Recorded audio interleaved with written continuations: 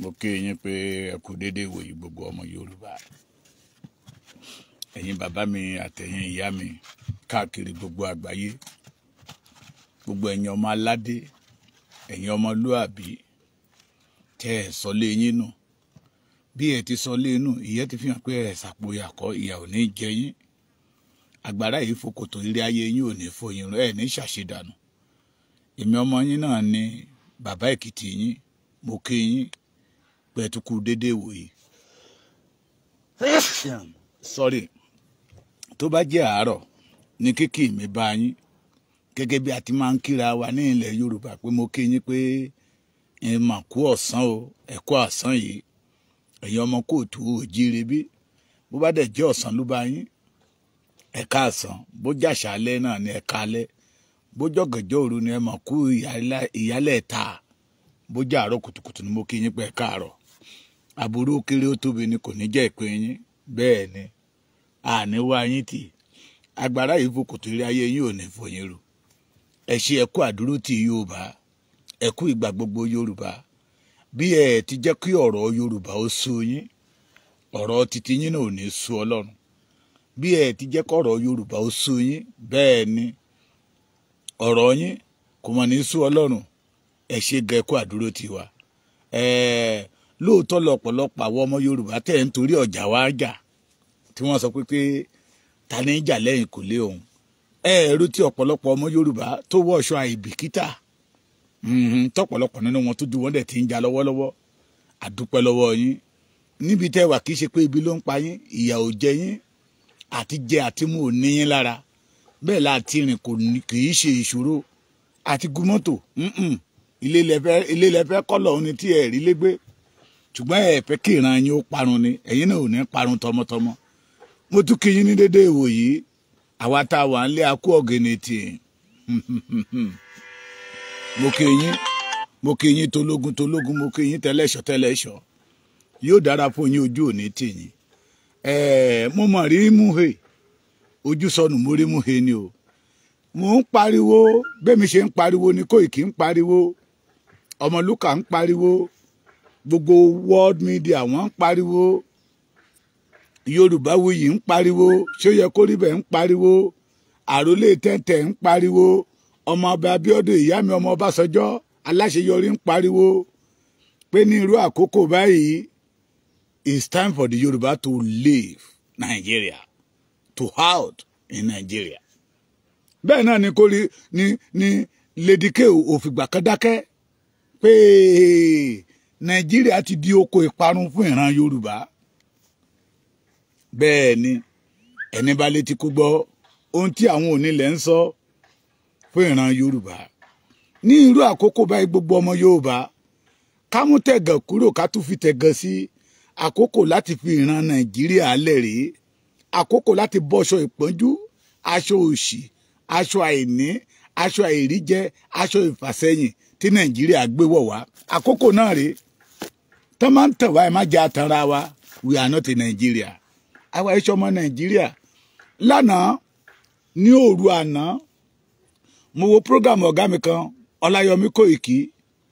Inú mi dùn pé àwọn kábíyèsí wa ti ń jí ní Kogi, àwọn ọmọ Odùduwà, àwọn orí aládé, àwọn ọmọ aládé, àwọn ọmọ kóòtù òjíire, the Okuns, wọ́n ti ń padà sí orísun wọn.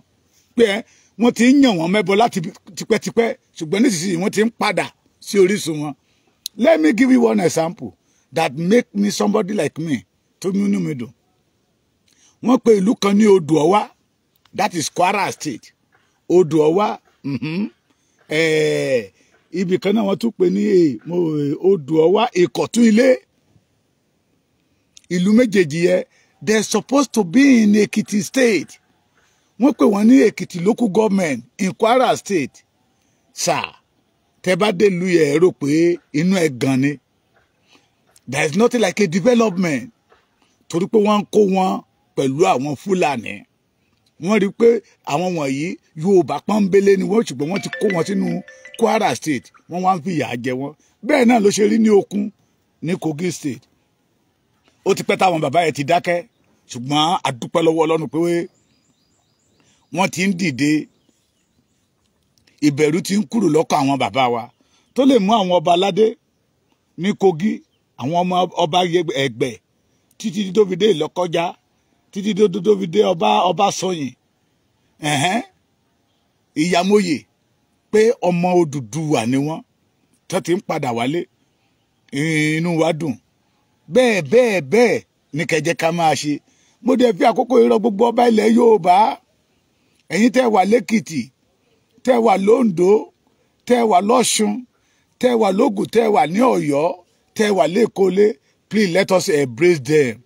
Bẹ́ẹ̀ ni àwọn bàbá wa tó ti kó mẹ́rẹ̀ ní, àwọn ìran wa tó ti kó mẹ́rẹ̀ ní, tọ́lọ́run mú kó máa padà wálé pé they are not a Fulanis, they are a real Yorùbás. Bẹ́ẹ̀ ni àkókò rẹ̀ fún wa láti dìde, àkókò rẹ̀ láti kúrò nínú Nàìjíríà. Àwọn bàbá wa ìgbàanì ní pé tá a bá pẹ́ lórí míkímí èsìkéṣì tí ń bá wa ń bẹ̀. Let me give you one example. Mo rí lénìí, the Nigeria government, mi mọ̀ bóyá ẹ rí dáadáa, àwọn house of rep ẹ ti máa gbọ́ pé àwọn tó ń pariwo pé kí Nàìjíríà ó pín, pé wọ́n máa fi wọ́n sí 25 years imprisonment, tí ìyẹn ò lè ba irú àwa ìlẹ́rù, kò lè bà wá lẹ́rù. Yorùbá máa pín, a máa kúrò nínú Nàìjíríà. So 25 years imprisonment with 10 million naira fine. 10 million naira fine. Àwọn Boko Haram tí ń pààyàn mélòó ni Nàìjíríà gọ́ọ̀mẹ̀ntì ti mú? Tán bá mú wọn, tán lò bí 6 months lọ́dọ̀ wọn, wọ́n wá fún wọn ní amnesty, wọ́n wá dàbọ̀ sínú army, wọ́n wá dàbọ̀ sínú sójà. Ọ̀pọ̀lọpọ̀ àwọn Yorùbá ò dẹ̀ tí ì mọ̀, ọ̀pọ̀lọpọ̀ nínú wọn dẹ̀ ti mọ̀ wípé wọ́n ń prepare àwọn boys yẹ fún ọjọ́ ọ̀la to prepare láti fèsì ìran Yorùbá ni, láti dojú ìjà kó Yorùbá ni. Ọmọ Yorùbá mélòó ló wà nínú Boko Haram? Ọmọ Yorùbá mélòó ló wà nínú Miyetti Allah tí federal government fún ní amnesty? Nígbà Buhari about 6,000 ló kọ́kọ́ fún ní amnesty tó dáṣọ fún wọn tán ni wọ́n kó wọn lọ sí ìlú òyìnbó lọ kàwé lọ́hùn. Àpadàdé wọn, èyí tó kó lọ sínú Nigeria police, èyí tó kó lọ sínú Nigeria army, èyí tó kó lọ sínú civil defence. That is batch 1. Batch 2 ti wọlé again. Ọmọ Yorùbá mélòó ló wà ń bẹ? Bami ambassador, ikú kì í pẹ̀tà lórí ìtàn. Ẹ mọ lọrí, ẹ mọ bọ̀rí, ìkọkàn ní kéjò lẹ́sẹ̀. Ambassador, ẹni bá bínú sí yín, Ọlọ́run máa bínú sí. Bẹ́ẹ̀ ni, olóore wa ni, olóore Yorùbá ni. Kò torí pé ó ń bẹ lájò kó sọ orísun ẹ̀nù. He always dream about the Yorùbás, that one day Yorùbá máa bọ́ nínú ìgbèkùn yìí. A máa sọ fún mi pé bàbá Èkìtì, àrà ń bẹ nínú mi láti dá nílẹ̀ Yorùbá. Ẹ dẹ̀ máa rí àrà yẹn dá bí Ọlọ́run ti ń bẹ àti bí ẹ̀mí rẹ̀ ti ń bẹ láàyè. Ẹ ní fàràsínú kú. Ambassador, ẹ máa rí àrà yẹn dá. Ẹ̀yin àti màmá mi Eunice Adélẹ́yẹ, ẹ máa rí àrà yẹn dá. Wọ́n prepare àwọn ọmọ yẹn to attack us. Ní ànáṣẹ́ àná ní àbí ìjẹta, ìlú Ọmọlúkà àwọn Fúlàní yẹn ṣọṣẹ́ ń bẹ̀. Tán lọ pààyàn ń bẹ̀. Wọ́n ní commissioner àti débẹ̀ wọ́n happy. We are deceiving ourselves. Àmọ́ nǹkan tí àwọn ará bíbá ẹ̀ ní ọkàn, èròǹgbà ọkàn wọn, just to collect our land. Ìgbà tí Sunday Igboho ń sọ eléyìí tó yẹ kí gbogbo àwọn ọba ilẹ̀ Yorùbá, àwọn ọ̀tọ̀kùlú ilẹ̀ Yorùbá, kí gbogbo wa jọ súwà papọ̀. Kò sí bí Fúlàní ṣe lágbára tó, kò sí bí àwọn náà ti ṣe lágbára tó, kí gbogbo wa bá fòun lọ́wọ́ kan. Wọ́n padà. Ṣùgbọ́n nítorí wípé bí àwọn kan ṣe ń gbé sókè, làwọn kan ń gbé wálẹ̀, àwọn kan máa sọ pé Sunday Igboho kò kàwé. Báwo ló ṣe ṣiṣẹ́ ní ẹni tí ò kàwé ló máa lídìí wa? Ẹni tó dẹ̀ kàwé rèé, tó ló ń kàwé. Ààrẹ Ọ̀nà Kakanfò òṣì, agbádá white ní ń dà á kiri ilẹ̀. Kò sí ní tó kan pẹ̀lú ọ̀rọ̀ ọmọ Yorùbá. Bí Yorùbá bá ń kú lọ́sàn-án, bí Yorùbá bá ń kú lóru, kò kàn án. Brown envelope ló ń wá kiri. Ó ti wá dójú ẹ̀.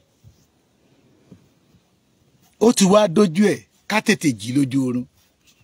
The Kábíyèsí from Kogi State, wọ́n ti padà wálé pọ́mọ Yorùbá ni wọ́n.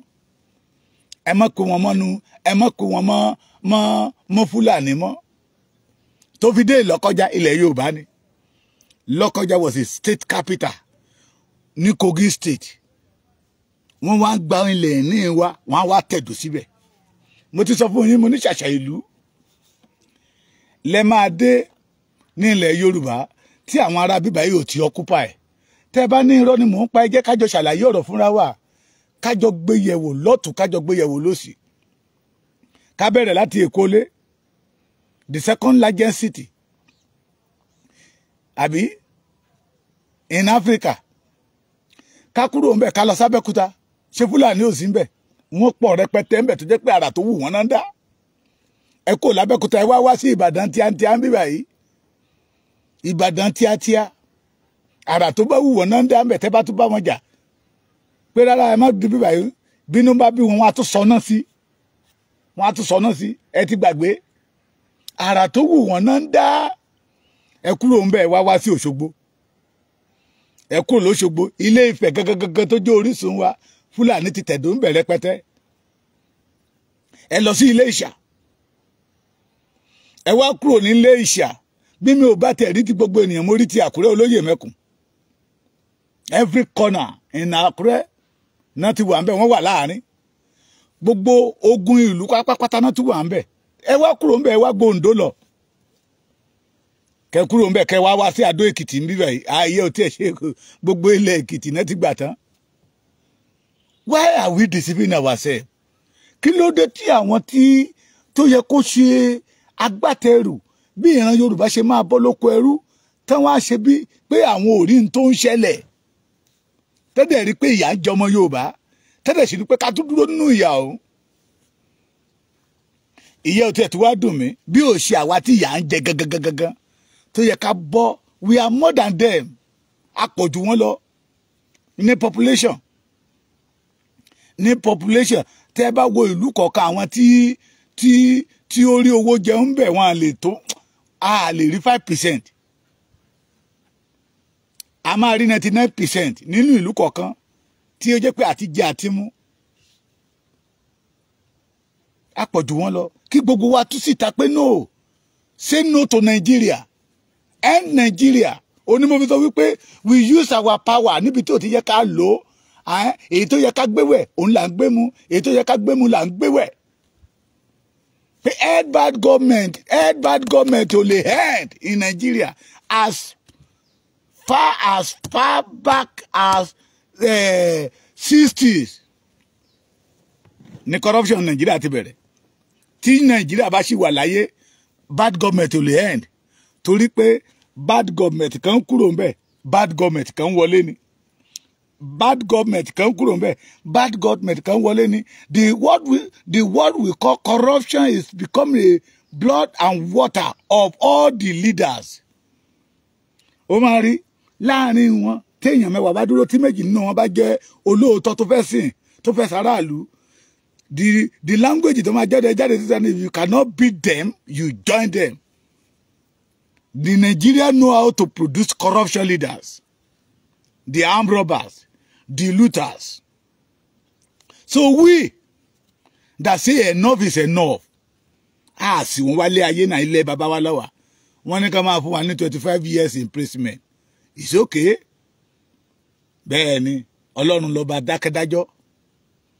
Because we are asking for our right. This is our father's land. Nigeria kọ́ ló nílẹ̀ yìí. Nigeria kọ́ ló nílẹ̀ yìí. Nigeria wáyé ní 1914, but Yoruba ti exist before 1914. This is time for the Yoruba race to get together and say no to the plan of Nigeria. Àwọn house ni o ló ṣì ń debate ẹ̀ lọ́wọ́ o. Àwọn agitators, they want to be giving them 25 years imprisonment with 10 million fine. 10 million fine. Iṣi tá máa mú àwọn bí mẹ́wàá papọ̀, gbogbo wọn 25 years. Ìkọ̀kan ní wọn máa 25 million. Ayé yín gbogbo yín tẹ́ jókòó ní ṣe ń bà yẹ tẹ́ sọ̀rọ̀ yẹ. Ẹ máa fọwọ́ yín gbé ọmọ sí lẹ́yọ kọ̀ọ̀kan ni. Ìbínú Ọlọ́run á máa rọ̀ bí òjò lé yín lórí ni.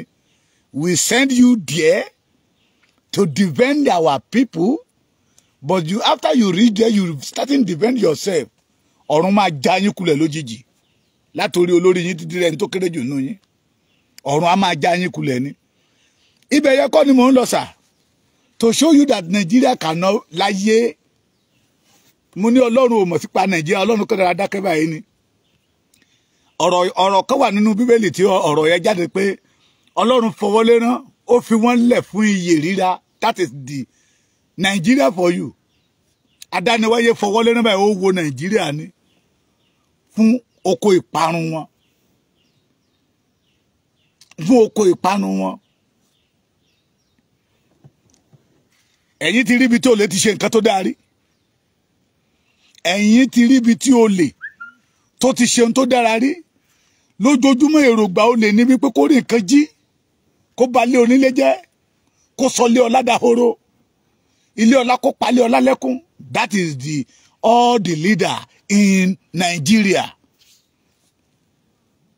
Láyé ìgbà táwa wà ní kékeré ẹ̀kọ́ tó fi ń kọ́ wa ní pé ẹ má jalè tó bá ti wà ní primary school from primary 1 to primary 2 títí dé primary 3 títí dé primary 4 ẹ máa kọ orin yẹn ni wọ́n á máa kọ orin yẹn fún yín ní assembly tó bá tún fẹ́ lọ sí break lọ́dọ̀ wa wọ́n á tún ní kẹ́ẹ̀kọ́ kí ni wọ́n fò lè ṣe láyé tí mo wá kí ni wọ́n fò lè ṣe láyé tí mo wá ayé tí mo wá kàkà kíjalè máa kúkú dẹrú kí ni wọ́n fò lè ṣe láyé tí mo wá ayé ẹ má fò lè lẹ́gbẹ́ tí a ní ayé ẹ má fò lè lẹ́gbẹ́ tí a ní ẹgbẹ́ tí a ní kàkà kójalè kàkà kájalè ká kúkú dẹrú àbí bẹ́ẹ̀ kọ́ tí n bá gbà ẹ sọ pé yẹ́sì nínú comment but lónìí ó lè yẹ lókù tán fi ṣe gbajúmọ̀ the mentality of Nigeria ti wọnú ayé gbogbo ọmọ Yorùbá the majority àwọn tó ń ṣolórí wa lẹ́ni they have access to the free educations they have ṣé Tinubu ló máa lóhùn lọ sí free education ṣé Ọ̀ṣínbàjò ló máa lóhùn lọ sí free education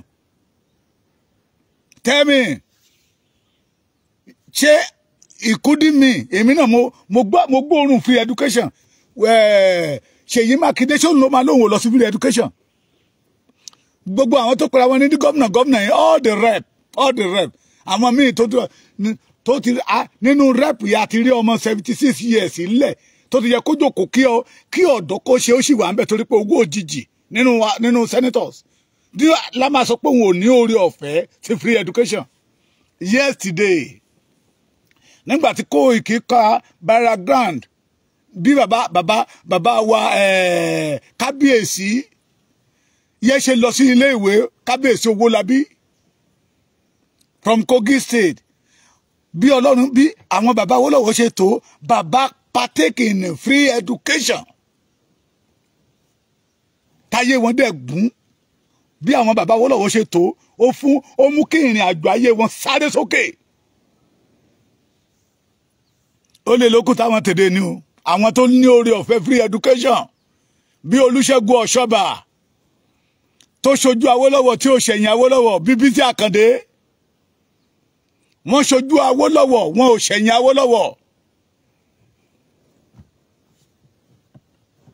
àwọn aríjẹnímọ̀dàrú àgbà ilẹ̀ Yorùbá nìyẹn wọ́n pọ̀ they have opportunity for free education àwọn jáde free education ọmọ wọn náà wọ́n tún partake nínú free education wọ́n débẹ̀ tán wọ́n yí àgbo ètò rere tí Awólọ́wọ̀ ṣe fún ìran Yorùbá wọ́n yí dànù ok tá bá sọ pé àwọn kọ́ ló yí àgbo yẹ dànù nígbà tí Fúlàní fẹ́ máa yí àgbo Yorùbá dànù wọ́n fọwọ́ lẹ́rán báyìí wọ́n wò pé tẹ́ bá tẹ̀ fẹ́ yí dànù ẹ ṣáà fún wa ní kankan èyí tẹ́ máa fún ní appointment èyí tẹ́ máa fún ní owó wọ́n wá bẹ̀rẹ̀ sí yí àgbo the good plan the good foundation of Yorùbás the Fúlàní wá bẹ̀rẹ̀ sí yí dànù mọ́ wọn lójú wọ́n dẹ̀ dára mọ́ wọlé wọn wòran nígbà tó ti gbowó sápò the majority of them immediately dán tó gbowó yẹn tán wọ́n kó àwọn ọmọ wọn àtìyàwó wọn ó di wọ̀ lamẹ́ríkà ó di wọ̀ ní Canada òkú lẹ́lẹ́jà ń tà gbogbo yín pápátá òkú àwọn ọmọ yẹn náà máa rù wá bá yín lé if you refuse to do the right thing this time around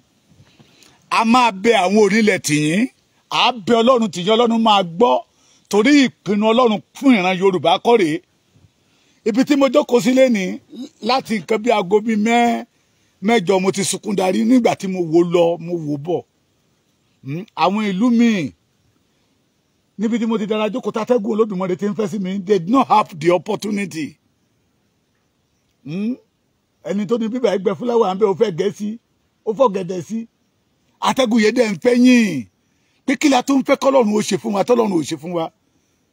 The leader, the majority of them, they don't know the meaning of leader. The meaning leader lọ́dọ̀ wọn ni kán ní orí ọ̀fẹ́ àti kíwọ́ bọ̀ ọ̀ṣun wọn. Ìlú yẹn kán dẹ̀ máa kóná. Wọ́n ti gbàgbé pé the leader supposed to fight for the people at back. Kán máa ra gàbọ́ àwọn tó wà lẹ́yìn pé no. This is not our culture. Ó lè tán ní a máa fi lọ ẹgbẹ́ tí a ní ó lè yẹ gangan. Ó ní àwọn àgbààgbà ilẹ̀ Yorùbá fi ń ṣe gbajúmọ̀ lénìí. Ó lè yẹ náà fi ń ṣe gbajúmọ̀ lénìí náà fi ń báyé Yorùbá jẹ́. Ó lè yẹ tán jà lójoojúmọ́. That is why they refuse to say the truth. Ó lè yẹ náà fi ń fa ọwọ́ aago Yorùbá sẹ́yìn. Ọmọ Yorùbá kan tó bá dìde pé báyìí kọ́ la ṣe bá lọ́wọ́ àwọn bàbá wa wọn asọ́dọ̀ta. Àgbàlagbà nínú wọn tó bá dìde pé ẹ já padà sí orísun wa. Báyìí kọ́ làwọn bàbá wa ṣe. Ìwà báyìí làwọn bàbá wa ń wù kán tó máa pè wá ní ọmọlúàbí. Irú ẹni bẹ́ẹ̀ àdọ̀ta wọn bí bàbá Akíntóyè. Ntí bàbá Akíntóyè ṣe ni wọ́n sọ náà ọ̀rọ̀ wọn pé kì í ṣe torí nǹkan fi yan Akíntóyè rè to become a Yorùbá leaders. Kó lè máa bá wọn finá mọ́ Nigeria government kó lè máa gba brand envelope. But bàbá yẹn rí wípé ìjọ́wọ́ àwọn bàbá wa ìṣáájú wọn àgbà brand envelope. Wọ́n dẹ̀ rí kíní tó. Let us fight for our people. Torí ẹnìkan torí ọjọ́ ọ̀la ni.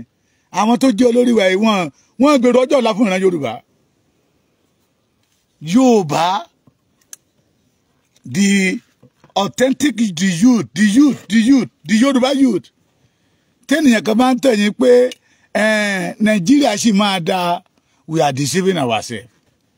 Oko ìparun ní Nàìjíríà jẹ́ fún àwa ọmọ Yorùbá. Oko ìparun ni wọ́n fẹ́ kẹ́ sọ̀rọ̀. Wọ́n fẹ́ kẹ́ sọ̀rọ̀.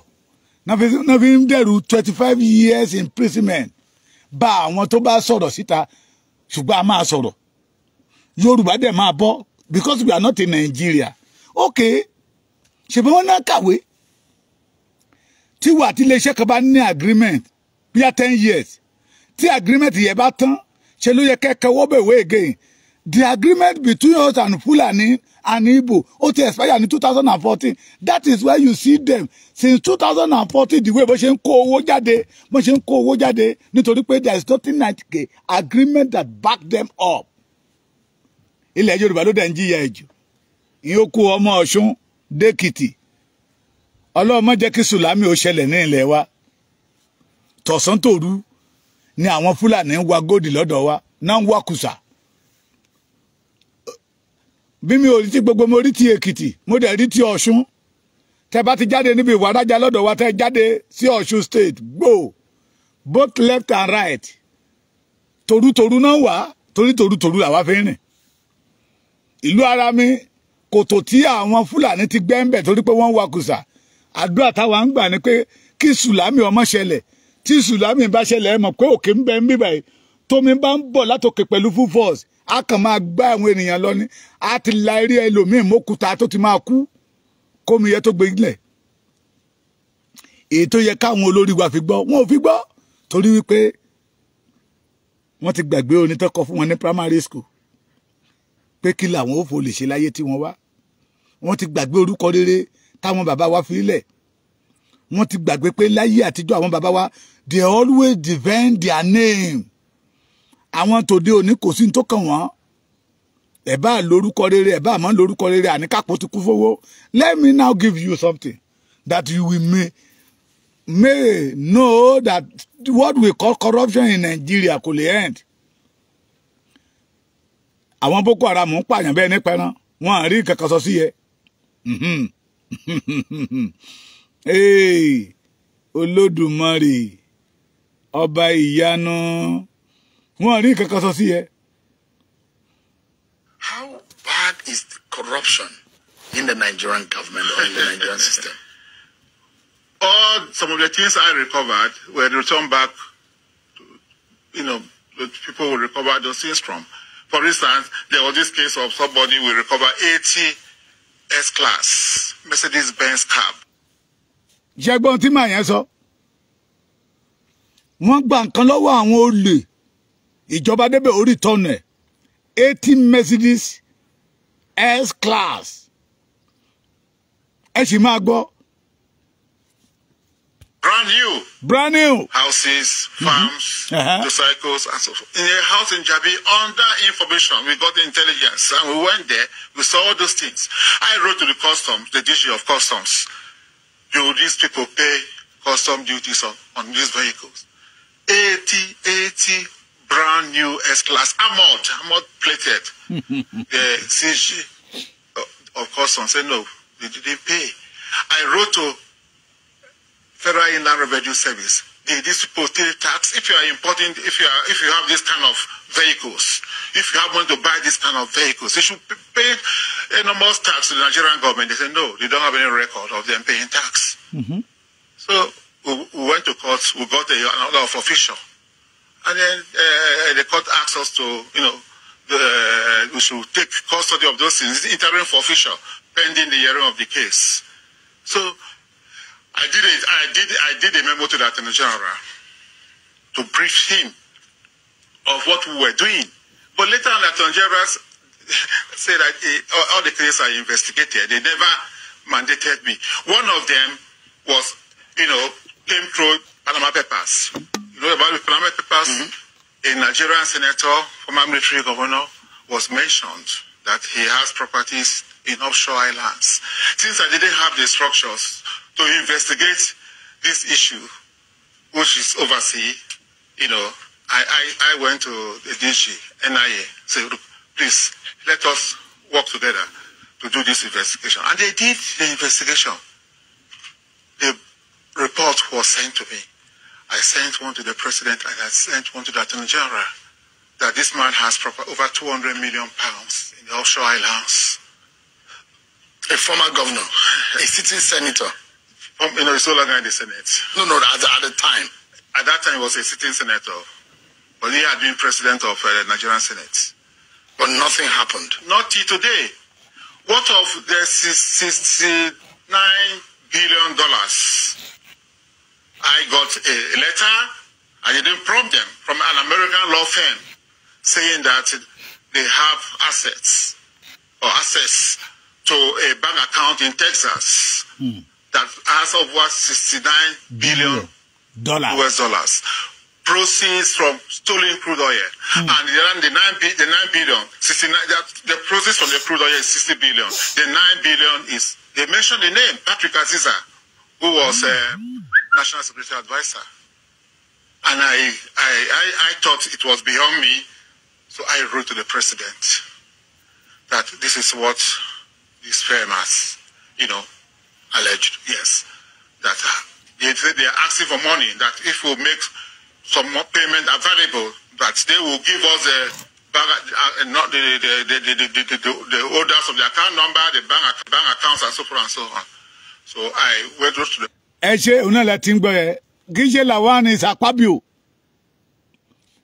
Somebody have 200 million pounds in a foreign bank. Ẹni kó débẹ̀ kó wá máa mú olè tó jí 20 million or tó jí 10 million.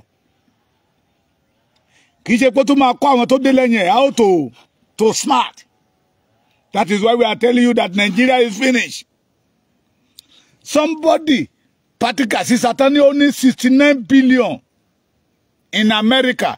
69 billion, yeah. Nígbà tí àwa àti àwọn ọ̀jọ̀gbọ́n tá ṣe sí owó Nigeria ó jẹ́ 115 trillion. We are in problem. Somebody own 115 trillion naira. Ṣé tí irú ènìyàn bá jáde síta tó bá ní òun fẹ́ di president ṣé kò ní ra gbogbo àwọn ènìyàn pa? Ṣé ó lè ná 50 trillion to campaign? That is why we are saying you go back to the word of Obasanjo that a best candidate can never win a nation in Nigeria. It is true.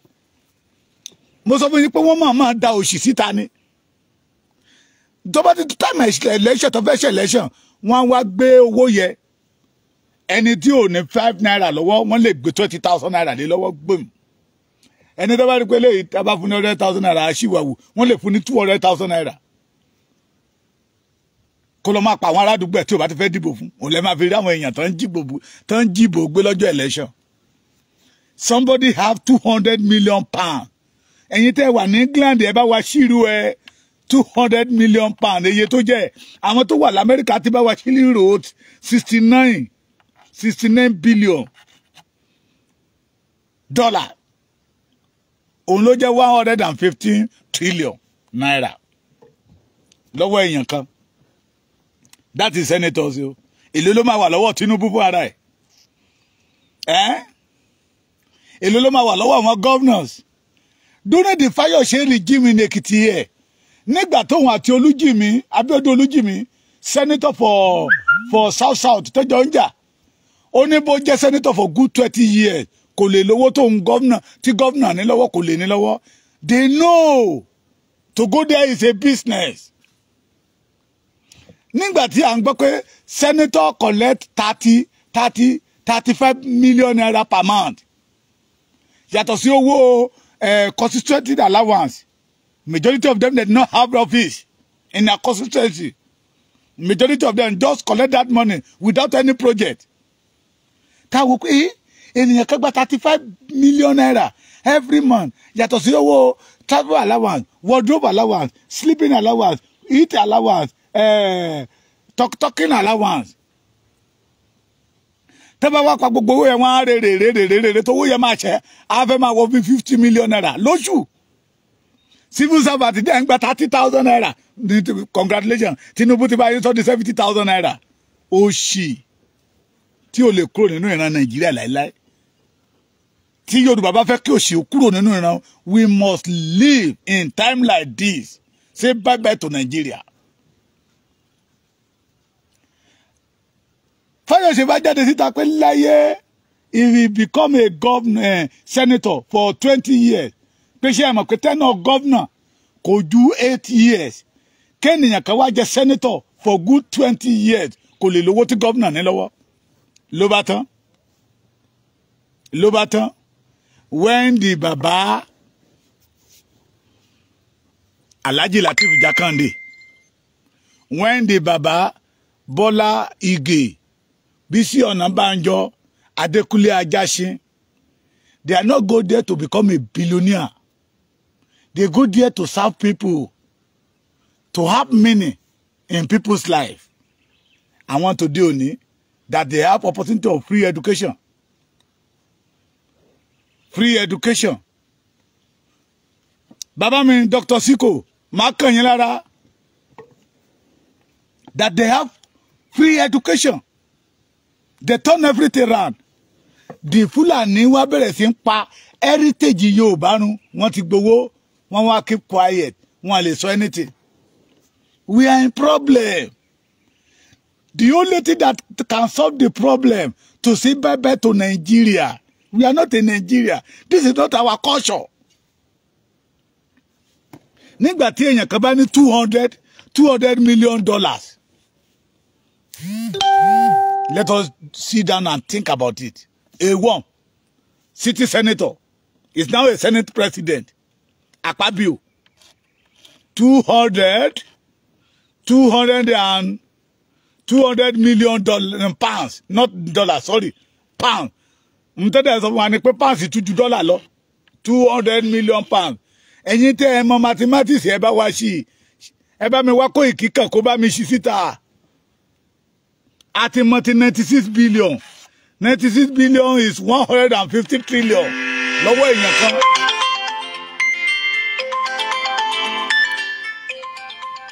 Hello bàbá mi mo wà lórí program.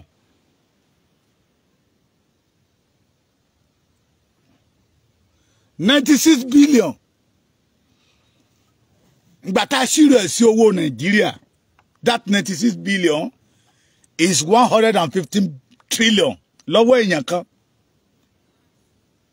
So ṣé ẹni tó tó jalè 150 trillion ló máa wá mú ẹni tó jalè 100 million naira. You rub my back, I rub your back. You rub my back, I rub your back. That is what they are doing in Nigeria. Èèyàn máa pariwo tẹ́ bá dé lọ from Ado Ekiti to Iworoko ọ̀nà mẹ́ta ló ti máa rí àwọn ọlọ́pàá tá ń dá àwọn ọmọ school dúró wọ́n wá àwọn ọmọ yahoo yahoo. Who turned them to yahoo yahoo? That is not our culture. That is not a Yoruba culture. The foundation, the origin that make our youth of now, they become a yahoo yahoo fraud, internet fraud. Who caused it? The leader. The leader. Nígbà táwa wà ní ọ̀dọ́, táwa náà tí tá ń gòkè bọ̀. Tẹ́ bá fún wa ní owó tó pọ̀ jù ńgbà yẹn lọ́hùn. Let me say 100 naira. You must be able to explain to your family pé ibi tó ti rí iṣẹ́ tó ṣe fónítọ̀ tó fi fún ẹ. Nígbà táwa wà lẹ́kọ̀ọ́ bàbá kan ta mí lọ́rẹ 5,000 ìgbà yẹn it's just like a bit 10 million nowadays. Mo kò dé ọ̀dọ̀ brother mi kò tí ì béèrè ibi tí mo ti rí owó 5,000 during that time is 20 naira o no 50 naira. Ẹ wo owó tó fún mi ìgbájú ló kọ́kọ́ fi pàdé mi lẹ́yìn gbọ́là mo ta lu ògiri mo rẹ̀ ta padà sọ́dọ̀ ó tún fún mi ní bàkán wó. Ìyàwó wọn wá sọ pé kí náà ṣe bọ́ ọmọ ni wọ́n fún un lówó dẹ̀ ń kó fún ẹ ó ló fẹ́ rán mi lẹ́wọ̀n. Wọ́n ṣẹ̀wọ̀n rí ní fámìlì wa ibo ló ti rí àdúrà owó yìí. My brother was a civil servant, director in Lagos State Town Planning urban area. Kì í ṣe pé ẹni tí ò rówó rí. Ó ní ṣó fẹ́ borúkọ wa jẹ́ ní ṣó fẹ́ pa ìyá mi ṣó fẹ́ pa bàbá mi. Káwọn aṣọ ẹ lórí tẹlifíṣàn pé ẹ wo Ọláolúwa níbi tó ti lọ jalè wọ́n mú kọ́kọ́ kọ́ọ̀bù sí ẹ lọ́wọ́. Ó ní ṣó o mọ̀ pé ìrònú ẹ̀ ló máa pa ìyá àti bàbá ẹni. Mo ní mi ò jalè lágbẹ́jẹ́ bẹ́ẹ̀ náà fún mi. Kì í ṣọ̀rọ̀ kì í ṣayé onífóònù báyìí. Owó yẹ ẹ mọ̀ kó máa ga 5,000 nínú lánàá tí mo kó sí wọn àgbà lọ́wọ́ mi bí mo ṣe kó mọ́ yàrá tá bá mú mi lọ sọ́dọ̀ ẹni tó fún mi lówó. Ìyẹn ló fún ẹgbẹ́ mi wá bẹ̀rẹ̀ bẹ̀rẹ̀ pé iṣẹ́ wo ló ṣe fún yín nǹkan bẹ́ẹ̀ ló ṣe fún mi ṣé ẹ̀yin lẹ fún ó ní èmi ni mo fún ìgbà yẹn ni mo tó rí léwọ̀.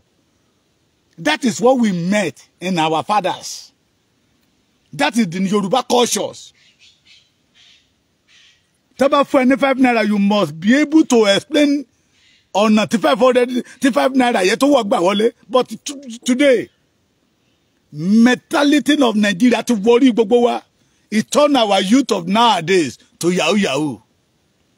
Nígbà tí ènìyàn kan bá kó 115 trillion tó lọ kó pamọ́ sí àkáǹtì kan l'Amẹ́ríkà 69 billion. Èyí tá a rí là ń sọ o. Is a Fulani man. Is a Fulani man. Akpabio mo sọ pé ẹ bá mi wá Koiki International Koiki Media kó bá wa ṣe 200 million pounds kó bá wa ṣe sí owó Nàìjíríà tí ilẹ̀ ò bá tún ní rọ́. Níjọ́ wo ni Yorùbá fẹ́ ṣe léyìí dà? Bí ohun tí Koiki sọ lánàá ó ní identity wa ìdánimọ̀ wa wọ́n ti pò mẹ́rẹ̀. What we call ọmọlúàbí in Yoruba Nigeria ti pò mẹ́rẹ̀.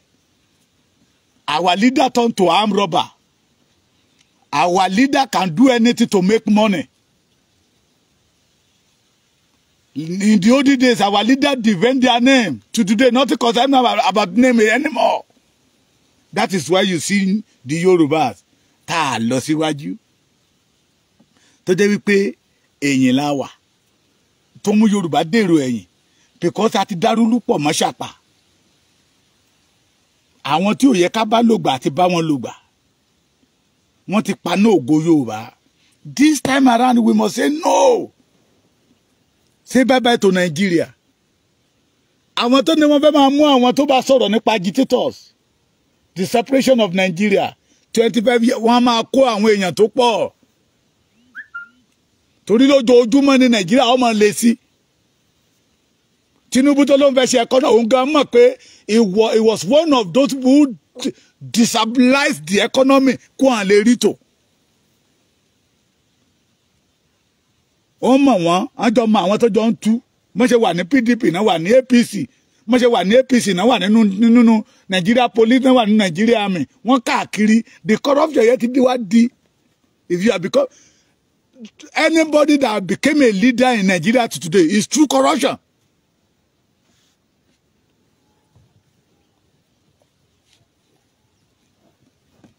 Anybody that become a leader today, ṣé ẹni tó fẹ́ campaign tó ní he have a good will, you want to serve people, tó ló fẹ́ di governor, tó kọ́kọ́ ní kó lọ mú 200 million naira wá. Lẹ́yìn ìgbà yẹn, àwọn godfather tó dúró bí i 50 million naira ló máa fi sàpò wọn. 50 million naira ló máa fi sàpò wọn. Tó bá wá ń campaign ìlú kọ̀ọ̀kan, ó tún wá ní àwọn kangánran èèyàn kọ̀ọ̀kan ní ìlú kọ̀ọ̀kan tó jẹ́ pé tí ò bá ti fún wọn lówó gbàgbé ẹ̀ gbogbo ìbẹ̀yẹ ló ti máa domi lẹ̀ pátá. Bàbá mi Ayọ̀kún mi ó jẹ́ èlò 407 billion 407 billion èlò ló wà lórí ẹ̀yìn 620 million and 3 ẹ̀wò ẹ má kàn mí lẹ́yìn ọ̀kan ẹ bá mi kọ́ ní fígọ̀ síta ní word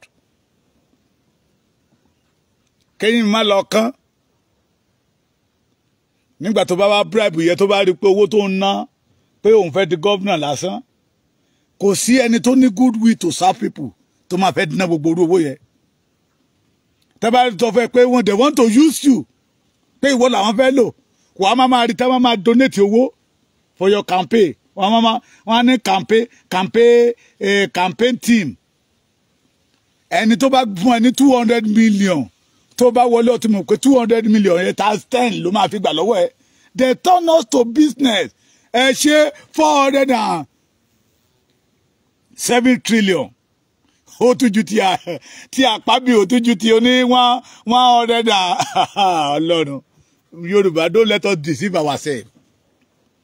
In one person hand, 407 trillion, 200 million pounds. Ní brother mi yẹ bá mi ṣe tó jẹ́ 407 trillion. Ènìyàn kan wá ní 115 trillion again. Tí senator bá ní 407 trillion. Èló ló máa wà lọ́wọ́ president. Èló ló máa wà lọ́wọ́ vice president. Attorney general.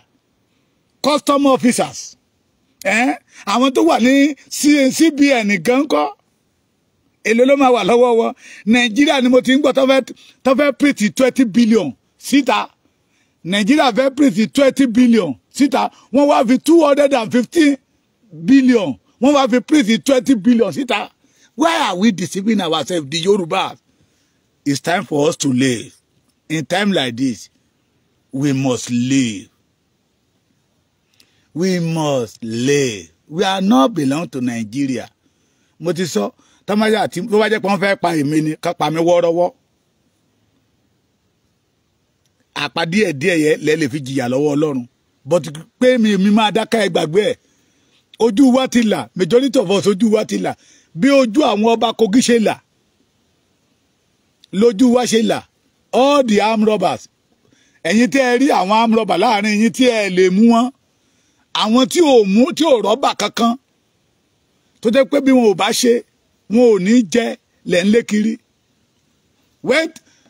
Kéèsì báyọ̀ ṣe wọ́n ti dára pẹ́ẹ̀gì ẹ̀ náà torí pé he did not go against the will of Tinubu tí ẹ̀ dẹ̀ yé ẹ rí pé bó ṣe sọ̀rọ̀ fatafata nígbà yé Buhari ẹ rí pé kò sọ̀rọ̀ mọ́.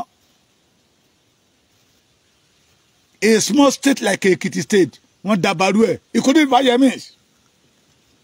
They are all armed robbers. Kìdẹ́ ṣẹjọ́ wọn ìpilẹ̀ṣẹ̀ wọn ò rí bẹ́ẹ̀ That is not the Yoruba culture. Mentality Nigeria ló wọ agbárí wọn. Mentality Nigeria make all the Yoruba corrupt. Ó tó pè lọ́mọlúàbí, the majority of Yoruba wọ́n ti sọnù. Wọ́n ti sọnù. Kí ló dé? Torí Nigeria ni. Àwọn leaders, bàbá mi kan bá mi sọ̀rọ̀ lánàá, ó ní 90% of the Yoruba leaders tí Nigeria pa. Torí pé wọn ò corrupt ni, wọn ò gbà ká corrupt wọn. Pé eléyìí tí a bá tètè yanjú ẹ̀, ó máa dà wá lágbónù. Wọn akóbọn ti wọn. Èmi wọn á fi akásífù pa. Ẹ ti gbàgbé ni, Túndé Ìdíàgbọn. Ẹ ti gbàgbé àwọn tó pa lókè, àwọn generals, the general, Yorùbá ló pọ̀ jù mẹ́ta padà nù. Have you forget bàbá wa Gani Fáwẹ́mi? Pé kó má ìrí ni a ti jáde síta. He did not fear anybody, he just feared God. Wọ́n pa. Only 99% of the Yoruba elders tó kú lọ́wọ́ Nàìjíríà torí pé wọ́n bend wọn, àwọn yóò bend. Wọ́n fẹ́ corrupt wọn, àwọn yóò corrupt. Okay. Wọ́n wá rán wọn níṣẹ́. But àwọn tó bá corrupt lẹ́ máa rí wọn. Wọ́n á máa sọ grammar. Wọ́n ti gbàgbé ilé, wọ́n ti gbàgbé orísun wọn. Mo tún sọ lẹ́ẹ̀kan sí. Wọ́n pọ̀ tó wa. Wọ́n pọ̀ tó wa. We can say no to them, to their agenda. Ẹ má jẹ́ kó dẹ́rù bà yín, 35 years in imprisonment. How many soldiers go kill the soldiers? Ìyà gan jẹ wọ́n, àwọn náà ti realize. Ṣé last week ni mo bá ẹ̀ka sọ̀rọ̀ nù wọn, mo mọ́ tó bá mi sọ. And today, if you are a Yoruba man, you are a police officer, you are an army officer, civil defense officer, either you are a RRS or DSS. Àwọn ọ̀jẹ̀lú wá gbébọn lé ẹ lọ́wọ́ pé kó máa pa àwọn ẹ̀ràn kiri. Ó wù ẹ̀yìn wípé àwọn Mẹ́ṣì kéré. Nigeria, during the time tó bá need the service wọn á gbágimọ́ ẹlẹ́yìn ọrùn gbàm. Wọ́n wá kọ ẹ sí o God. Àti jẹ́ àti mú ìyàwó ẹ. Á wá di wàhálà. Wọ́n wá máa pètè pé I have served this country for 35 years. Kí ló mú bọ̀ ń bẹ̀? That is why they give you how much your salary, sir. Wọ́n á fún yín salary tí ò lè tó yín ná. They know what they are doing. It's time for us to leave the Yorubas. Time for us to leave. We did not belong to Nigeria. We did not belong. Láyé ìjọ́un àná, àwọn bàbá wa ṣètò tó dára lẹ̀. Oúnjẹ nìkan làwọn bàbá wa máa ń gbójú mọ́. Àti lọ léèwé, ọwọ́ Awólọ́wọ̀ ló wà. Ó lẹ́ máa fi ráwọn bàbá wa, wọ́n á bímọ rẹpẹtẹ, wọ́n náà fi ń ṣiṣẹ́ oko. Tí ò dẹ̀ sí kankan tó máa yẹ. Láyé ìgbà yẹn, we did not hear about anything about tomato. Fúlàní tomato kí ló ń jẹ́ bẹ̀ lọ́dọ̀ wa lẹ́kìtì. Ondo State General. Bùjẹ́bù dànù ni wá. Because they know what they're doing. They have plan for us. They are using our leaders. Olẹ́bẹ̀ wá fi rí àwọn leader wa. Tí èèkàn bá jáde tó bá lóhun gómìnà ọ̀rẹ́ mẹ̀kúnnù ó lè ní ó fi yín jalè ní. Ó lè. Mo ti sọ ti Olúṣọlá ẹlẹ́ka àbí kí ló ń pè ọmọ Ìkọ́rẹ́ yìí. He's a pastor. Àjọ gbàdúrà ẹni òun ni mo fi sọ fáwọn wòlíì yẹ ẹ lọ́wọ́ ń bẹ̀ gbogbo ẹ̀yin pastor ẹ lọ́wọ́ ń bẹ̀ tí ẹ bá wá ojú Ọlọ́run èmi àti ní mò ń kọ́sì ẹ̀yin pastor mi ìdẹ̀ kọ́sì yín ṣùgbọ́n ẹ máa retí ìbínú Ọlọ́run. Ó wá ní nígbà tó máa give Thanksgiving ó ní àwọn ẹgbẹ́ ohun tẹ́jọ́ ń mú shock is a lecturer in Ọbáfẹ́mi Awólọ́wọ̀ University ó ló ń bá wọn òun gbọ̀n wọn rè.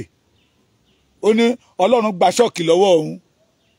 Gbàrà tí tẹ́nà wọn tán, a pack out the luggage ó di wọ̀ l'Amẹ́ríkà. Ẹni tí ò lè gbé Amẹ́ríkà tẹ́lẹ̀. They are using our life to benefit their own life. Ayé wọn wá di ọ̀tún. Wọ́n wá máa lo life títí wọn to destroy our life. And we are still following them. The only way out to say bye-bye to Nigeria. In time like this, The Yoruba people must live. We did not belong to Nigeria. We did not belong to Nigeria at all. This is not the God plan for us. Àfi máa tanra wa jẹ. Òṣì ń bẹ káàkiri.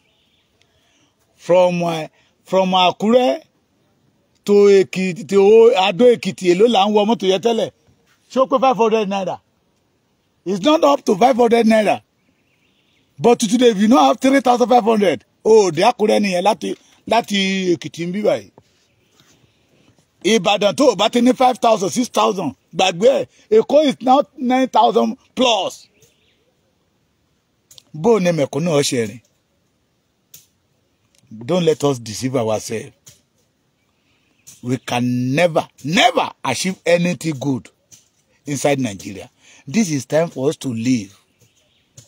Alubata ìdarin. Èyí tá a ṣe nínú Nigeria ó tó.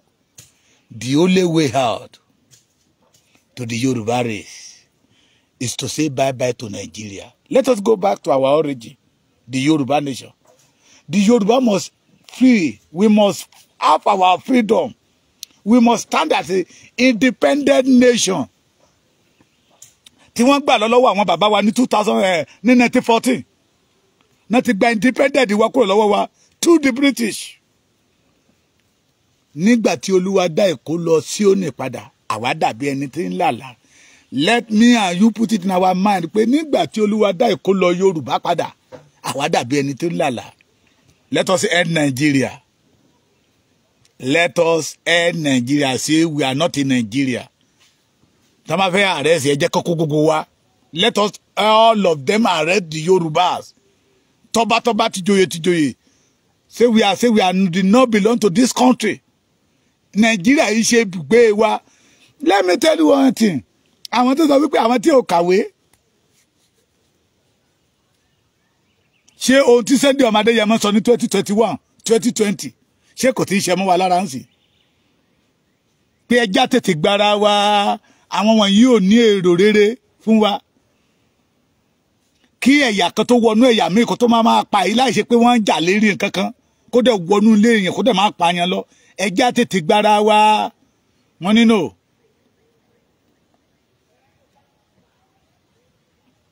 Wọ́n ní no. This is time. Because Fulani have hidden agenda.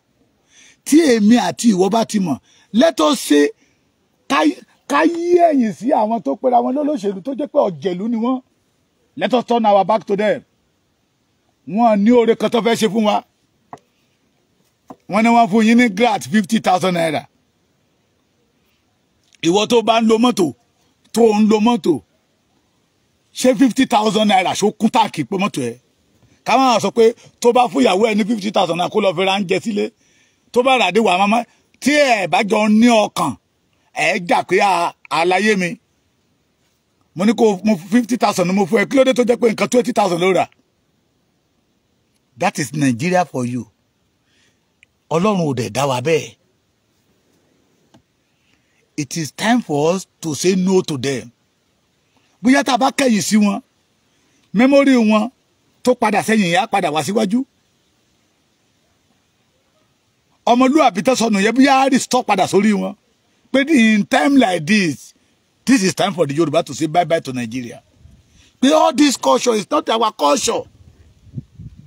Gẹ́gẹ́ bí program tí ọ̀gá mi ṣe lánàá Koiki, ìdánimọ̀ wa náà fi ń pè wá ní ọmọlúwàbí. Ìyá mi iná tún ṣe program kan lánàá, Yorùbá wuyì.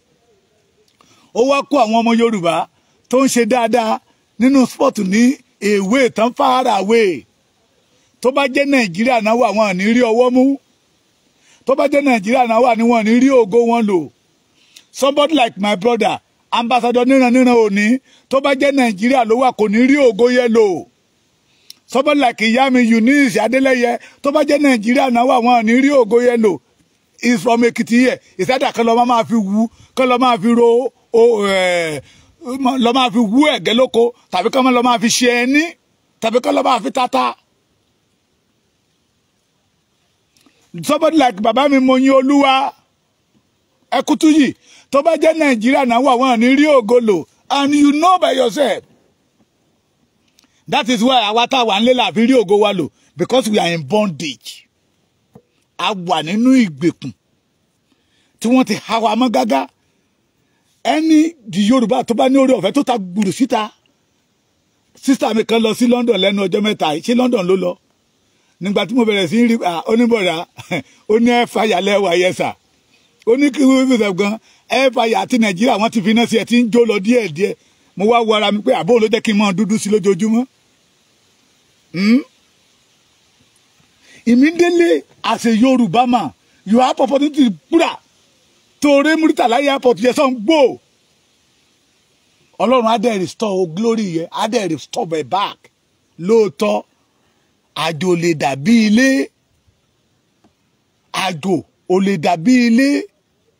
A dẹ̀ jókòó pé ohun tí àwa ní ní ilẹ̀ Yorùbá, London ò ní, America ò ní, Canada ò ní, Germany ò ní, Spain ò ní, Italy ò ní, Brazil ò ní, China ò ní, Japan ò ní.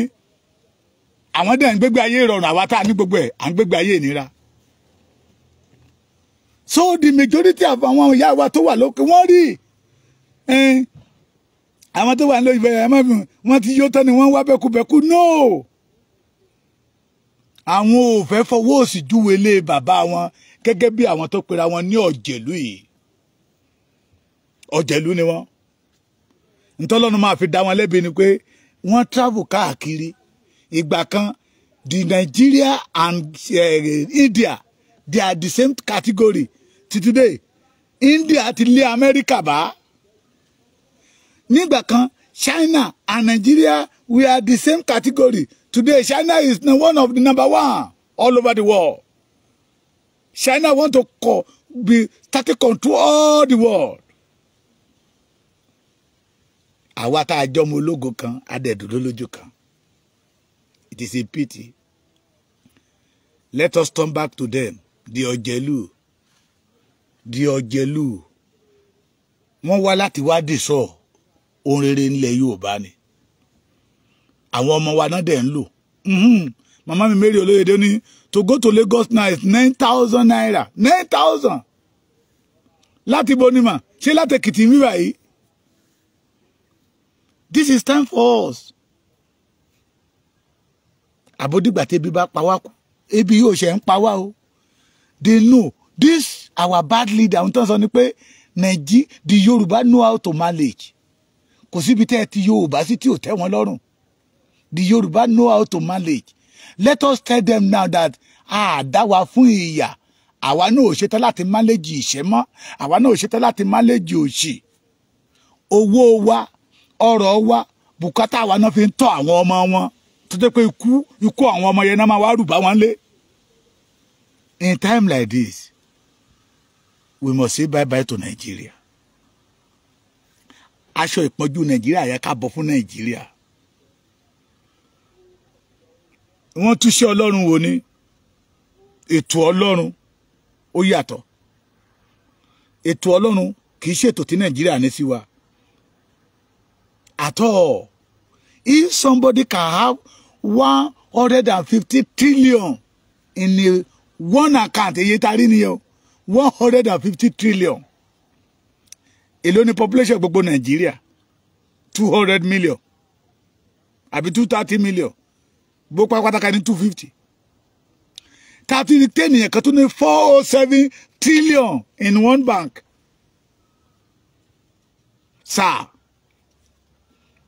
Tírú ẹni yẹn bá dé orí ipò tó bá ní orí olè kékèké tó ń ṣe ẹ̀kọ́ tó bí 200 million naira tó bá lóun fẹ́ probe ẹ̀ ṣé yẹ ò ní síwé kan pé Mr. Man, have you forget 407 trillion owó kúdùẹ̀lì tó jí ń gbà yẹn lọ́hùn, owó góòdì tó yẹ kán pín fún Yorùbá, owó kọ̀ǹtátọ̀ kan. Mo ní bàbá mi kan, he was in America now.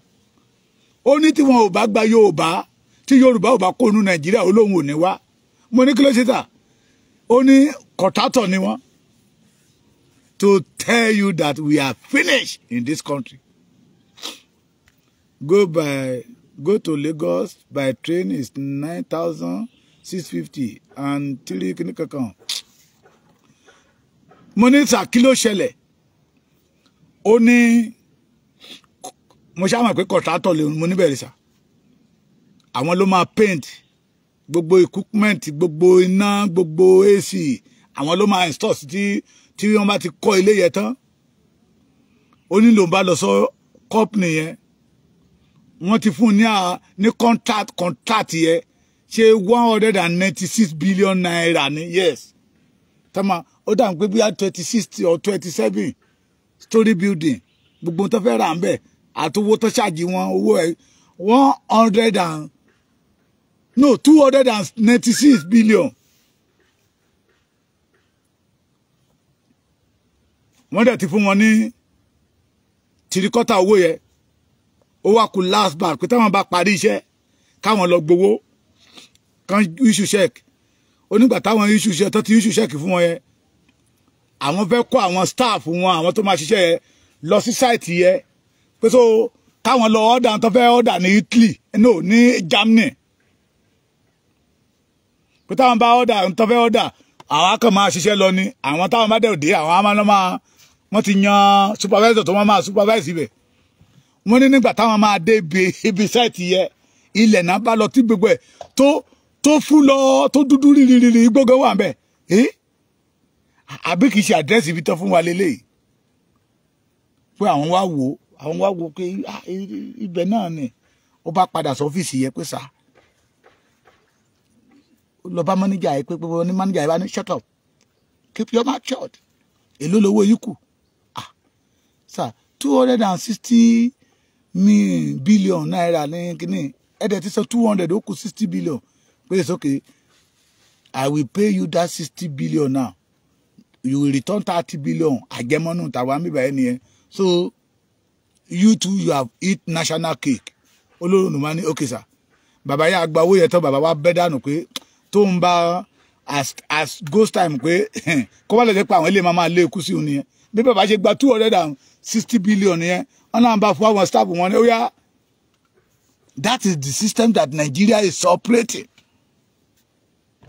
Níbo ni ọmọ mẹ̀kúnnù ti fẹ́ gbérí ọ̀nà wo ni ọmọ mẹ̀kúnnù òfin ní di yahoo yahoo ọ̀nà wo ni ọmọ mẹ̀kúnnù òfin ní máa fi tẹ́tẹ́ ṣoge. In time like this we the Yoruba the ọmọlúàbí the ọmọ aládé must say bye bye to Nigeria. In time like this tí èṣì bá bá ní lórí èmi tí ènìyàn bá pẹ́ lórí èmi èṣìkéṣì á máa bá ní. In time like this the Yorubas both home and abroad let us join hands together and say no to Nigeria agenda. We did not belong to Nigeria. Wọ́n wá ọkọ̀ ayé wa sẹ́yìn ni ẹni wájú lọ́lọ́run ọba mi ṣe wá pọ̀ jù wọ́n lọ. Ẹ má jẹ́ kán ba òní wa jẹ́ kán tún bọ̀ ọ̀la wa jẹ́ kí ìran Yorùbá má bàa parun. God bless you all. Ẹ má gbàgbé láti subscribe sórí YouTube ọmọ yín Bàbá Èkìtì TV. Àgbàrá Ìfọkòtò ìrì ayé yín ò ní fọ́ yín. Ẹ ṣé gan.